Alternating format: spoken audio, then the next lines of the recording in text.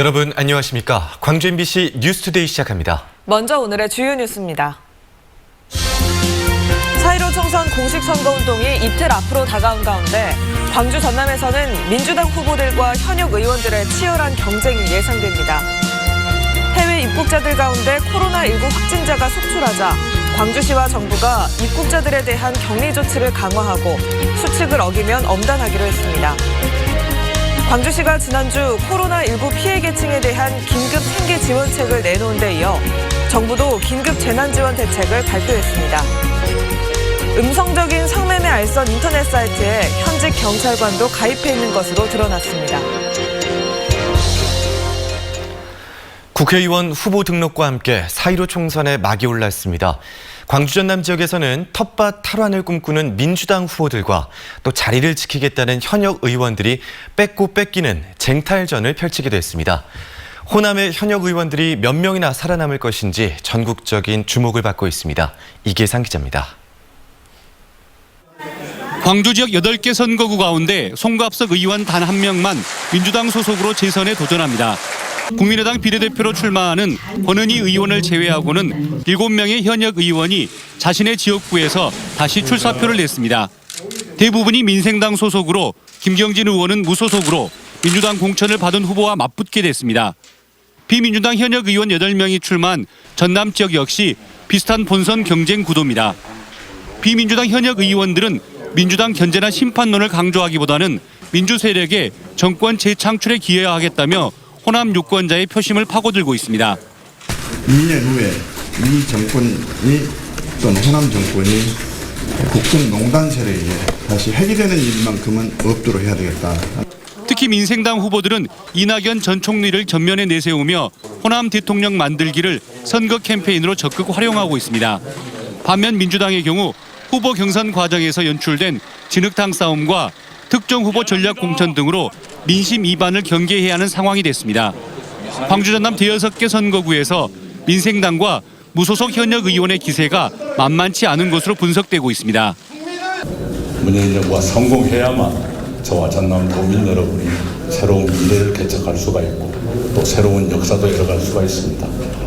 한편 광주 동남을 선거구에선 무소속으로 출마한 김성환 전 동구청장과 민주당 이병훈 후보, 민생당 박주선 후보가 3파전을 형성하게 됐고 광주와 전남에서 유일하게 두 현역 의원이 맞붙는 목포에서도 민생당 박지원 의원과 정의당 윤소아 의원, 민주당 김원희 후보가 삼각구도를 형성하고 있어서 결과가 주목됩니다. MBC 뉴스 이계상입니다.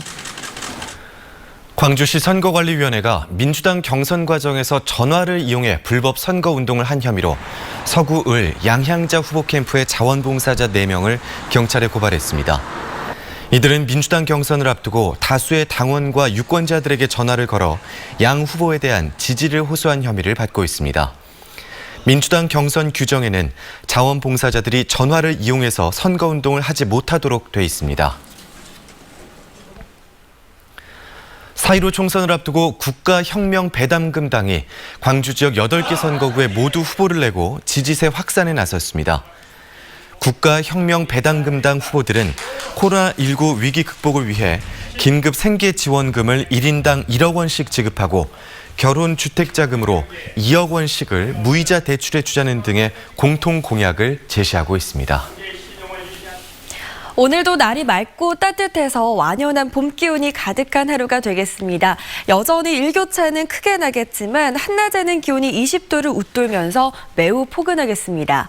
연일 고기압의 영향권에 들면서 맑은 날은 지속되고 있지만 건조한 공기가 유입되면서 대기는 점차 메말라가고 있습니다. 산불 등 각종 화재 사고에 조심하시기 바랍니다. 하늘 자체는 맑게 드러나 있는 상태인데요. 밤사이 낮아진 기온에 지표에 수증기가 연결되면서 내륙 곳곳에 짙은 안개가 끼어 있습니다. 또 낮 동안에는 맑은 하늘이 이어지다가 밤부터는 날이 점차 흐려지겠는데요. 내일 새벽부터 오전 사이 전남 남해안을 중심으로는 5mm 안팎의 봄비가 내리겠고 그 밖의 지역에서는 산발적인 빗방울이 떨어지겠습니다. 날씨 정보였습니다. 해외 입국자들 가운데 코로나19 확진자가 속출하면서 입국자들에 대한 격리 조치가 강화됐습니다. 하지만 일부 확진자들이 격리 수칙을 지키지 않고 지역사회를 활보하는 경우가 발생하고 있는데요. 광주시는 경찰과 함께 격리 실태 점검에 나설 계획입니다. 남궁욱 기자가 취재했습니다. 광명역에서 출발한 KTX 열차가 광주 송정역에 도착합니다. 열차에서 두 남녀가 내리고 방호복을 입은 광주시청 직원과 함께 역사를 빠져나갑니다. 이들은 영국에서 입국한 유학생들로 광주시에서 제공한 전용 버스를 타고 곧장 생활치료시설에 입소했습니다. 광주시가 그제부터 미국과 유럽에서 들어온 입국자 전원에 대한 격리 조치 특별 행정명령을 발동했기 때문입니다. 해외 입국자들에 대한 관리를 더욱 강화하고 격리 의무를 부여하는 특별 행정명령을 발동합니다. 유럽과 미국 입국자는 모두 생활치료센터에 격리된 뒤 코로나 검사 결과에 따라 자가격리로 바뀌거나 병원에 입원하게 됩니다. 그 외 국가 입국자들은 2주간 자택에서 자가격리를 해야 합니다. 정부 역시 다음 달 1일부터 해외 입국자들 모두에게 자가격리를 하라고 명령했습니다. 해외 입국자 가운데 코로나19 확진자가 속출하면서 내려진 조치인데 관건은 자가격리가 제대로 지켜지는지입니다. 최근 태국에서 입국한 목포 확진자와 일부 외국인 확진자들이 자가격리 수칙을 위반하면서 지역사회의 긴장감이 높아졌기 때문입니다. 역학조사 결과 버스기사 및 탑승객 등 추가적으로 확인되는 접촉자도 신속히 격리 조치하여 광주시는 자가격리 앱을 통해 실시간으로 위치를 확인하고 스마트폰이 없는 경우 하루 2차례씩 유선으로 자가격리 수칙 여부를 확인할 방침입니다. 또 경찰이 불시에 자가격리자의 주거지를 방문하는 등 불시 점검도 한다는 계획입니다. 경찰하고 함께 공조를 해가지고 만약에 이 GIS 시스템으로 이제 위치 추적까지 다 되잖아요. 그러니까 위치 이탈하는 그런 낌새가 보이거나 하는 경우에는 경찰이 즉시 출동할 수 있도록 되어 있고. 광주시는 자가격리 수칙 위반자에게는 무관용 원칙으로 대처하겠다며 자가격리 수칙 준수를 호소했습니다. MBC 뉴스 남궁욱입니다. 오늘 정부가 긴급재난지원금을 국민들에게 지급하고 건강보험료도 지원하다는 내용의 코로나19 대책을 발표했습니다. 그리고 광주시 등 자치단체에서도 코로나19 피해를 극복하기 위한 대책들을 잇따라 내놨는데요. 어떤 지원 정책들이 있는지 이재원 기자가 정리했습니다. 코로나19 대책은 중앙정부와 지방정부의 대책으로 구분됩니다. 대표적인 중앙정부의 대책은 긴급재난지원금으로 전체 가구의 70%에 100만 원의 생계비가 지원됩니다. 여기에 중소벤처기업부는 소상공인과 자영업자를 위한 대책을 내놓았습니다. 대표적인 정책으로는 소상공인 경영안정자금과 특별자금 지원 등 대출 정책과 지역신용보증재단 등을 통한 특례 보증 정책이 있습니다. 고용노동부에서는 실직과 고용유지와 관련된 정책을 집행하고 있습니다. 4월부터 무급취직자에게 최대 100만 원의 생활안정자금을 지원하고 특수고용직 근로자에게도 월 평균 65만 원을 지원할 계획입니다.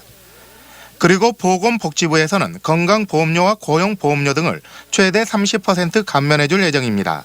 고용유지지원금을 대폭 확대하고 고용안전망의 사각지대에 놓여 있는 취약계층에 대한 다양한 생계지원 대책을 대폭 확충했습니다. 이런 중앙정부의 정책들을 활용해 자치단체에서는 지역의 사정에 맞는 대책을 내놓고 있습니다.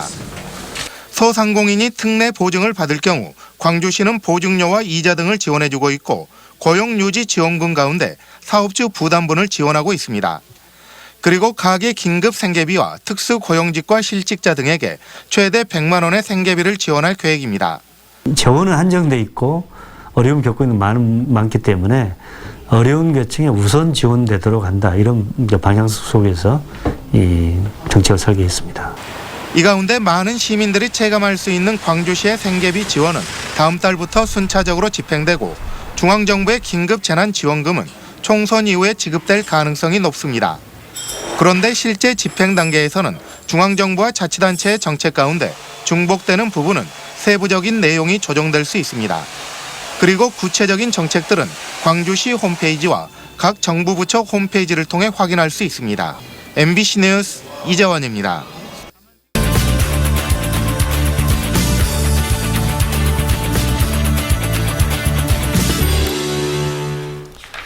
정부가 소득 하위 70%까지 지원하는 긴급 재난지원금 계획을 어제 발표했습니다. 네, 이에 따라 지난주 광주시가 먼저 발표한 긴급 생계자금 지원 계획도 일부 조정될 것으로 보이는데요. 좀 더 자세한 내용 직접 들어보겠습니다. 광주시 박남원 일자리 경제실장 나와 있습니다. 안녕하세요. 안녕하세요. 네, 안녕하십니까. 어제 대통령이 긴급 재난지원금 지급 계획을 발표했죠. 그 내용 설명해 주실까요? 예. 그 설명에 앞서서 올 코로나 사태로 인해서 많은 어려움을 겪고 계시는 시도민 여러분께 위로와 응원의 말씀 먼저 드리면서 설명 시작하겠습니다. 어제 대통령께서 이 코로나 사태로 어려움을 겪는 그 국민들을 위해서 소득 하위 70% 이하 계층에 대해서 가구당 4인 가족 이상에서 100만 원까지 지원하겠다 이런 계획을 발표를 했습니다. 네, 광주시는 이미 지난주에 긴급 생계자금 지원 계획을 발표한 바 있는데요. 이번 정부 발표에 따라서 변화되는 내용도 있을까요? 예, 지난주에 우리 시에서 이 판넬에서 보이는 바와 같이 소득 하위 50% 이하 계층에 대해서 30만 원에서 50만 원까지 지원하는 가격의 긴급 생계비와 또 특수고용직 생계비 그리고 실업휴직자 생계비 3가지 지원 대책을 발표를 했습니다. 네. 이런 우리 시 계획은 당초 계획대로 현재 진행할 계획이고요. 향후 정부 지침이 구체화되면 지원 기준이라든가 이 규모에 있어서는 조정이 있을 수 있겠다 이렇게 생각합니다. 네, 지원을 받는 입장에서는 광주시가 원래 생각했던 것보다 전체적으로 지원이 더 늘어나는 효과가 있는지 그 부분이 궁금할 것 같아요. 네, 그렇습니다. 광주시에서 지원하는 것은 용어가 좀 어렵습니다만 중위소득 100%, 중위소득이라 그러면 소득 1등부터 100등까지 있을 때 50등에 해당하는 걸 중위소득이라고 합니다. 네. 이렇게 평균적으로 보면 50% 정도 소득이라 이렇게 보면 되겠죠. 그분들의 이하에 대해서 지원하는 게 광주시 가계 긴급 생계비고 어제 정부에서 지원하는 것은 70% 이하 구간에서 하기 때문에 한 50%에서 70% 구간이 추가로 지원 대상에 편입이 될 것 같고요. 지원 금액도 광주시는 최대 50만 원까지, 정부는 최대 100만 원까지 지원할 계획이기 때문에 이 지원 폭과 지원 금액이 늘어날 걸로 봅니다. 네, 내용을 보면 특수고용직이나 실직자, 무급휴직 근로자들한테 또 따로 지원이 있던데요.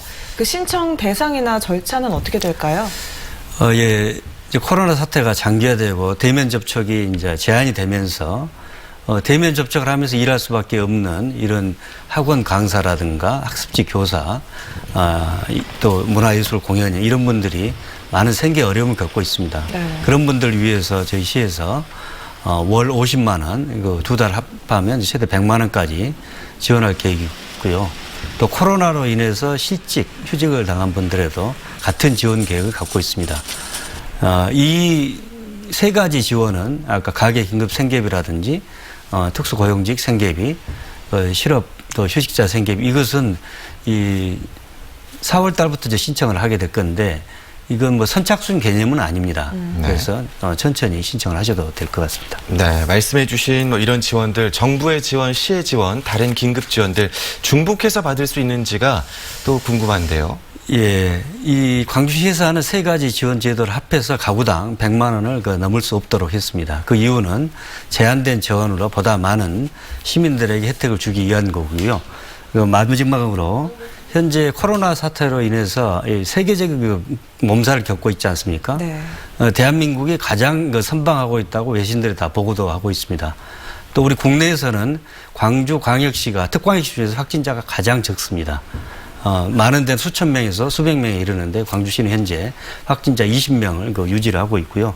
그래서 지금 어려운 상황이지만 시에서도 이 방역과 또 민생 경제 지원을 해서 전방위로 나서고 있는 만큼 시민들이 합심해서 나간다면 이 위기를 잘 극복해낼 수 있으라고 믿습니다. 시도민 여러분 힘내시기 바랍니다.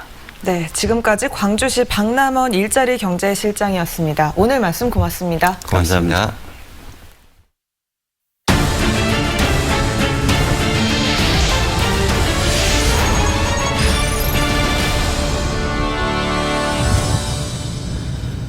조주빈의 성착취 동영상 사건인 이른바 N번방 사태를 계기로 지난주부터 우리 사회의 그릇된 성문화를 연속 보도해드리고 있습니다. 지난주 불법 성매매 업소의 고객 명단을 입수해 이 가운데 공무원들이 포함되어 있다고 알려드렸었죠. 다름 아닌 현직 경찰관이었습니다. 우종훈 기자가 취재했습니다. 취재진이 성매매 업주로부터 입수한 14,000명분의 전화번호, 회원제로 운영되는 비밀 성매매 사이트에 가입했거나 이용 의사를 밝힌 남성들의 연락처입니다. 그렇게 구한 DB로 가지고는 이제 왔던 손님이니까 다른 가게를 뭐 통했든 어쨌든 그건 이제 인증 자체가 없는 걸로 알고 있어요. 이를 한 공무원 조직의 간부 명단과 대조한 결과 3명이 일치했었는데 이 조직은 다름 아닌 광주지방경찰청입니다. 호기심으로 성매매 업소에도 예약 문의를 해본 건 맞는데요. 직접 이용까지는 안 했습니다.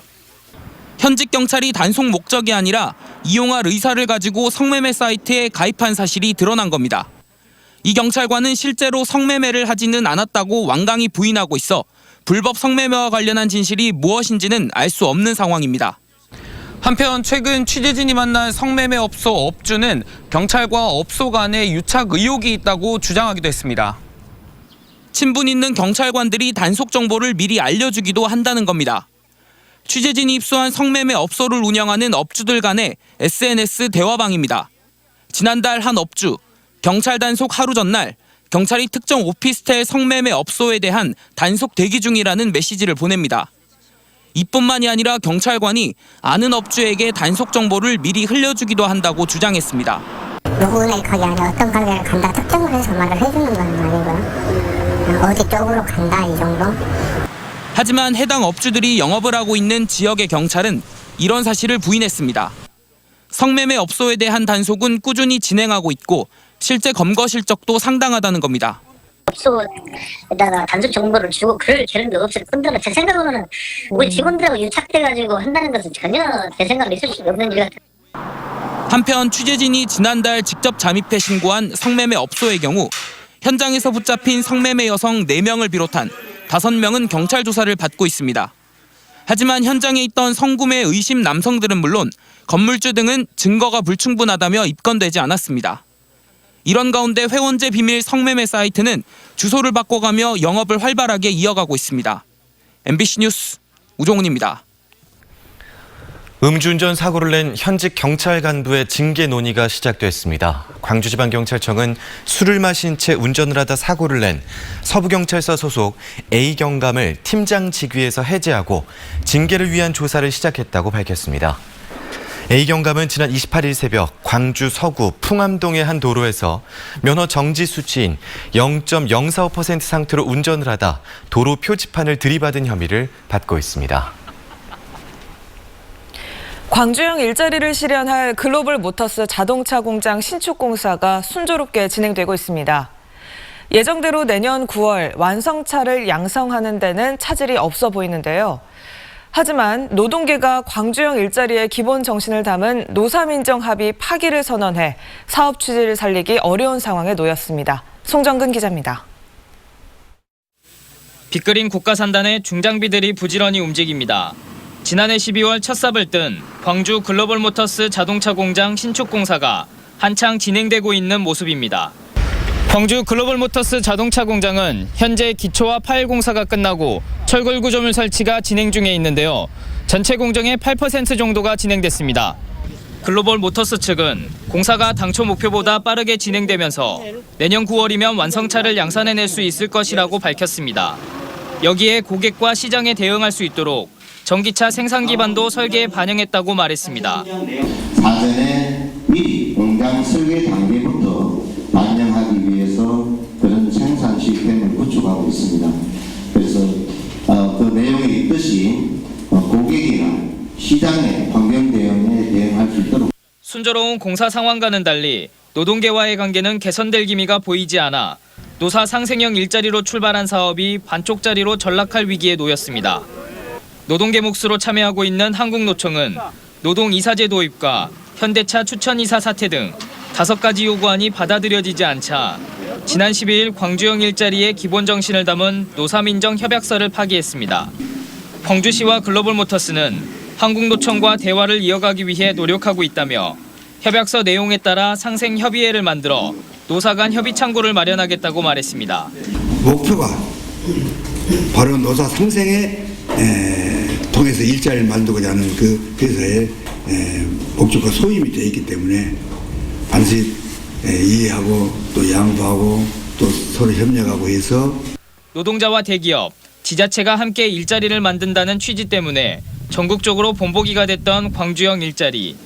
이대로 노동계가 빠진 반쪽짜리 사업에 그치고 말지, 그렇게 되면 사회통합형 일자리를 전제로 하는 정부의 지원 등은 받을 수 있는 건지 불투명한 상황에 놓였습니다. MBC 뉴스 송정근입니다. 광주시 교육청이 온라인 계약을 염두에 두고 원격 교육 시스템을 정비하고 있습니다. 광주시 교육청은 원격 교육에 대비한 교원들의 역량 강화를 위해 온라인 연수를 진행하고 교과별로 학습 콘텐츠를 공유하고 있습니다. 또 4개 학교를 시범학교로 선정해 원격 교육의 가능성과 문제점을 진단하고 있고 학생들이 대여할 수 있도록 스마트 기기를 확보하고 있습니다.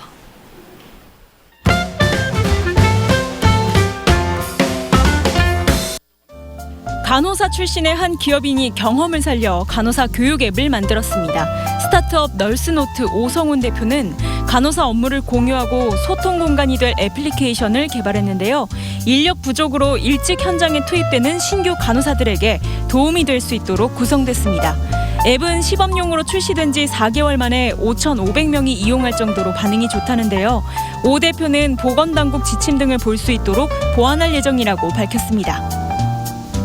도로교통공단 전남운전면허 시험장이 4월 11일로 예정된 토요 특별시험을 잠정 중단한다고 밝혔습니다.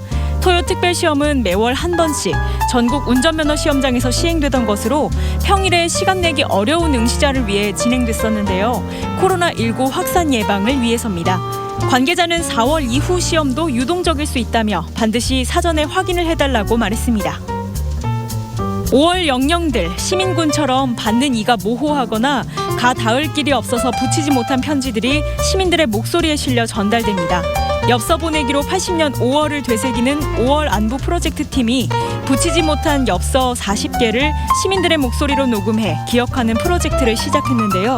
해당 엽서와 녹음 내용은 5월 9일부터 24일까지 국립아시험나전당 문화창조원 복합6관에서 전시될 예정입니다. 광주문화예술회관 소속 예술단원들이 코로나19 극복을 응원하는 노래 3곡을 만들었습니다. 제목은 힘내요 광주시민, 힘내요 웃어요, 함께 불러요로 힘든 시기를 함께 이겨내자는 내용의 경쾌한 곡인데요. 광주문화예술회관 전화나 직원 컬러링으로도 만날 수 있습니다. 문예회관 누리집에서도 다운받을 수 있습니다.